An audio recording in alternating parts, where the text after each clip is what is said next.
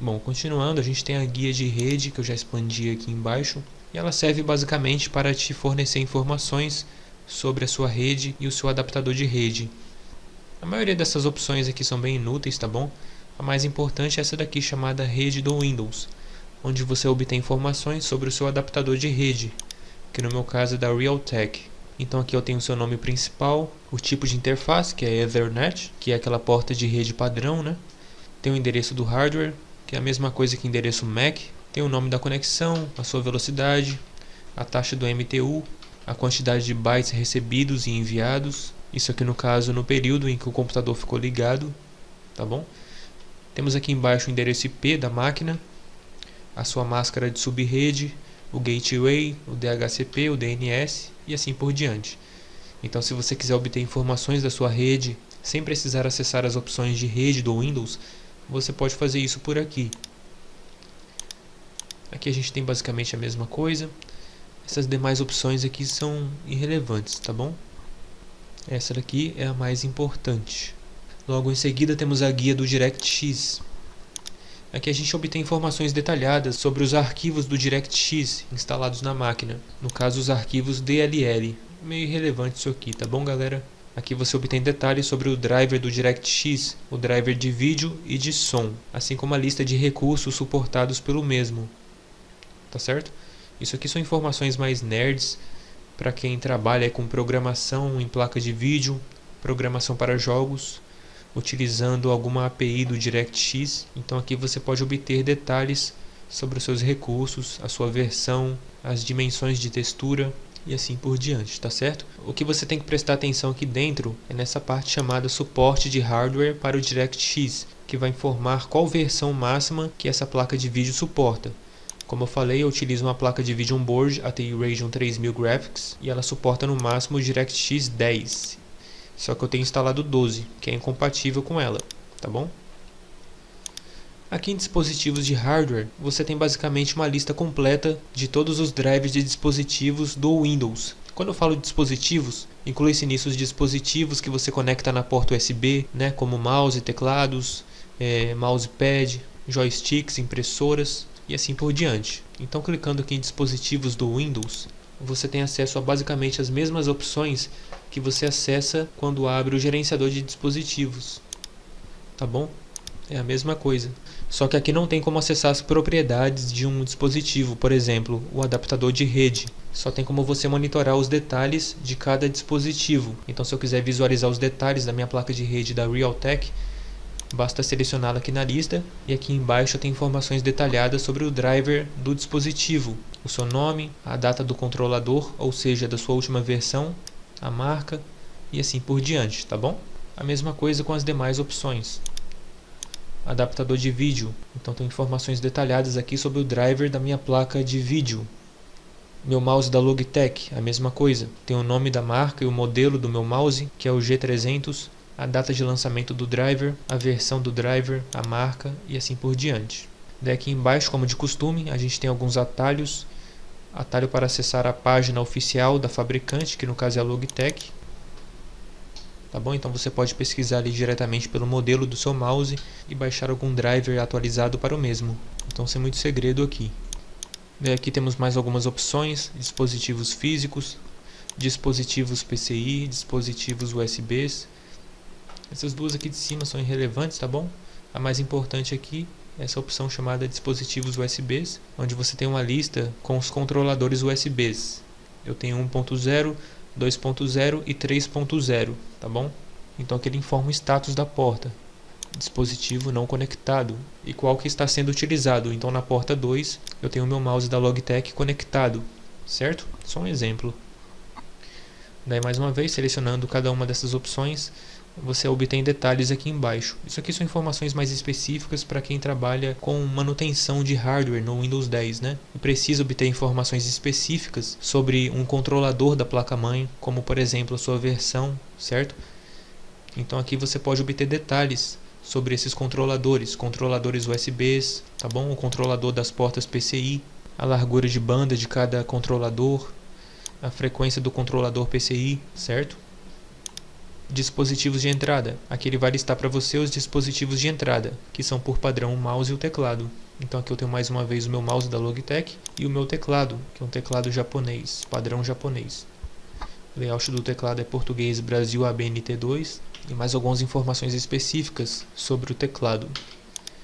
Aqui impressora, nós temos uma lista com os drivers de impressão instalados no Windows 10. Daí aqui a gente tem opções de fax, temos o driver do Fox Reader PDF Printer, que basicamente serve para abrir arquivos PDF, e temos aqui o driver da minha impressora HP DeskJet 1050. Então, selecionando sua opção aqui dentro, eu obtenho informações detalhadas sobre o driver. Então aqui eu tenho o nome da minha impressora, se ela está compartilhada ou não, o tamanho do papel que ela suporta e assim por diante. A taxa de DPI, certo? Então bem bacana. Logo em seguida temos a guia programas. Então aqui eu posso monitorar os programas que podem ser configurados para se iniciarem junto do Windows. Lembrando aqui que nem todos estão configurados para fazer isso. Alguns eu desabilitei, como é o caso do CCleaner, o Google Drive, mas por padrão, todos esses programas aqui da lista podem ser iniciados junto do Windows se assim eu desejar. Então se eu abrir o gerenciador de tarefas e clicar na guia inicializar, eu terei a lista completa deles mais uma vez. Então repare que aqui a maioria está desabilitado e somente 3 estão habilitados, tá bom? Então é a mesma lista, é a mesma coisa. Aqui em tarefas programadas, eu tenho uma lista completa com as tarefas programadas para serem executadas pelo agendador de tarefas do Windows. Então tenho tarefas do CCleaner, do Google Update, do OneDrive, do Process Lasso. Então aqui você pode ter uma ideia geral das tarefas que estão agendadas para serem executadas no Windows 10. Daí selecionando cada uma, você tem informações detalhadas, como o nome da tarefa, o seu estado, se ela está ativada ou desativada, o nome da aplicação na qual ela pertence, que na verdade é o endereço do arquivo executável. Com isso, você pode observar se tem algum processo estranho agendado para ser executado, pois pode se tratar de um vírus, um malware também. Então é bom ficar de olho nisso aqui, beleza? Aqui em programas instalados, nós temos uma lista com todos os programas instalados no Windows. Então tenho tudo isso aqui instalado no meu sistema. Aqui ele mistura os programas com as atualizações que foram instaladas no Windows 10. Então se você quiser saber se tem alguma atualização instalada, você pode procurar por ela aqui na lista. Aqui em licenças você pode obter informações sobre licenças que estão sendo utilizadas no seu Windows 10. Ou seja, basicamente as licenças, né, que você usou para ativar o sistema. Então você pode acessá-las por aqui, pode salvar em algum lugar seguro para poder inseri-las de novo, caso formatar o computador, tá bom? Essa lista aqui de tipos de arquivos é irrelevante, tá bom? Ferramentas do desktop é a mesma coisa, tá? Não serve para nada. Logo em seguida temos a guia segurança, que fornece informações relacionadas com segurança no Windows 10. Então aqui você tem o nome da versão do sistema, mais uma vez, mas o que você tem que observar aqui é o status da ferramenta de proteção do Windows, como por exemplo controles de conta do usuário, que é o famoso UAC, no meu caso ele está ativado, a restauração do sistema está ativado também, prevenção de execução de dados, está tudo ativado por padrão, atualização do Windows, aqui você obtém uma lista de atualizações que estão pendentes para serem baixadas, ou melhor, que estão disponíveis para serem baixadas e instaladas no sistema. Então tenho todas essas daqui, algumas da Samsung. Aqui em antivírus, você tem uma lista com os antivírus instalados no sistema. Então por padrão temos o Windows Defender e no meu caso tem o Avast também. Daí aqui você tem a versão de cada um, a data do banco de dados e assim por diante, tá bom? O Windows Defender eu não uso, eu só uso o Avast por padrão na minha máquina, certo? Aqui em Firewall você tem o status atual do Firewall, ele está ativado por padrão. Em Anti-Spyware e Anti-Trojan, você tem a lista de programas anti-spyware instalados no sistema. Então no meu caso eu teria o Microsoft Windows Defender por padrão.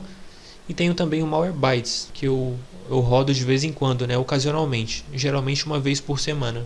Aqui em Anti-Trojan não tem nada, beleza? Em seguida temos a guia Configurações. Aqui temos várias configurações gerais do Windows 10, começando por configurações regionais.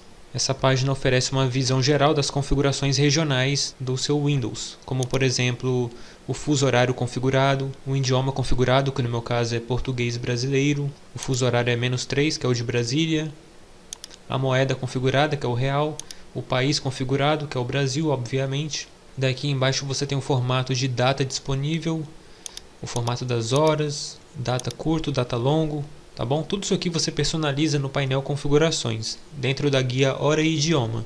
Aqui em ambiente temos variáveis que podem ser usadas em scripts, por exemplo, para acessar um determinado arquivo ou pasta. Por exemplo, a pasta user Musashi, eu posso utilizar essa variável chamada homePath dentro de um script do prompt de comando. É só um exemplo, tá bom? Enfim, é assim que funciona. Eu não mexo com isso aqui, então para mim isso aqui é irrelevante. Aqui a gente tem um painel de controle, né? Aqui temos configurações que você pode acessar dentro do painel de controle. No meu caso eu só tenho do Flash Player, que eu nem utilizo mais praticamente. Temos a lixeira, aqui no caso é a partição, que a lixeira está utilizando para salvar temporariamente os arquivos, que no meu caso é a partição F, tá bom? Aqui a gente tem uma lista dos arquivos do sistema, tá? Essa parte aqui é irrelevante. Pastas do sistema, que também são irrelevantes. Aqui você tem o nome das pastas, o endereço no Windows Explorer, tá bom? Isso aqui pode vir a ser útil quando você quer saber o endereço de uma pasta, por exemplo, a pasta AppData. Ela se localiza dentro do diretório do usuário. Então você tem AppData, Roaming, e dentro de Roaming você tem configurações de programas como o Spotify, por exemplo. Em seguida temos o log de eventos. Aqui ele vai retornar todos os eventos que foram registrados dentro do visualizador de eventos do Windows. Aqui você pode organizá-los pela data, do último para o mais antigo, só que ao fazer isso, esse painel aqui vai ficar piscando toda hora, se atualizando o tempo todo. É um bug do IDE Extreme, bem chato, tá bom? Então nem vou clicar aqui para não acontecer isso. Mas enfim, aqui você pode monitorar os erros, o log de erro, de advertência. Então se algum programa apresentou algum erro, você pode monitorar o horário em que ele apresentou esse erro, procurar aqui na lista um horário correspondente. Daí você dá 2 cliques no erro, né, ou na advertência. Daí ele vai exibir os detalhes do que aconteceu naquele momento em que o erro ocorreu. Aqui no caso são erros corriqueiros que sempre acontecem no Windows e que não atrapalham a usabilidade do sistema. Em seguida temos banco de dados. Isso aqui é meio irrelevante, tá galera? Ele vai listar os bancos de dados instalados no sistema. Eu tenho o MySQL instalado, só que o Windows ele utiliza vários tipos de banco de dados, então ele pode instalar por padrão o PostgreSQL, o Oracle, o SQL Server, tá bom? O Firebird. Isso aqui é meio irrelevante, a não ser para quem trabalha com administração de banco de dados, o que não é o meu caso.